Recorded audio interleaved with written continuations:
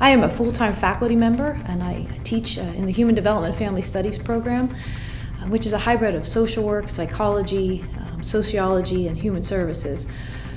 That's our discipline, and so I teach mostly 400-level internship classes on track to bring students forth ready for career and preparation, and to teach them skills that are essential in the human services.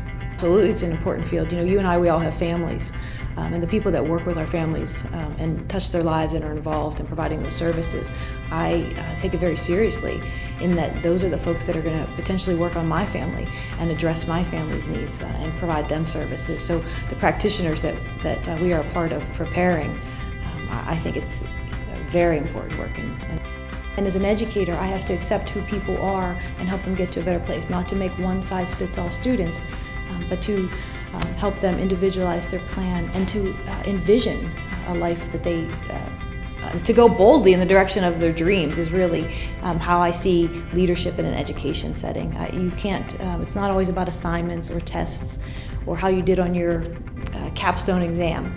What it is about is how do you see yourself succeeding. I believe that you give it your all. You don't leave anything on the table, and there's multiple students in a classroom. So to be able to provide that level of supervision and care takes effort. There's an intentionality to what I do. There's a purposefulness to what I do. So at the end of the day, I'm exhausted, but it's an exhausted feeling of I have given what I have to give, and I'm able to provide a service that I think is valuable. So it's a good tired. I think there's ways to be tired or stressed in your lifetime that are not rewarding. This is one that is most certainly rewarding. I think my first very strong leader was my mother, and her leadership was a humble, quiet, sweet-spirited, hardworking leader that never sought attention, just sought to serve. And that was probably my first impression of a woman's role, and I don't know that I characterized her as a leader growing up. But as I look back now and reflect on that, invaluable lessons I learned there from her.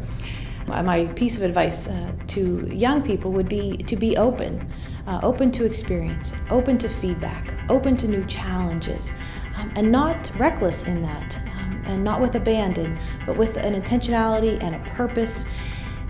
To saying, this is the life that I want for myself, and how do I get there? How do I take the little steps every day? And sometimes just an orientation in a certain direction can lead you to 12 new things that you never saw coming, or that you never saw yourself doing.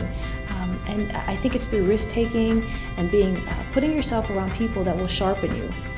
Not just people that will agree with you or that have the same opinion, but people that will give you feedback in a way that sharpens you and makes you better.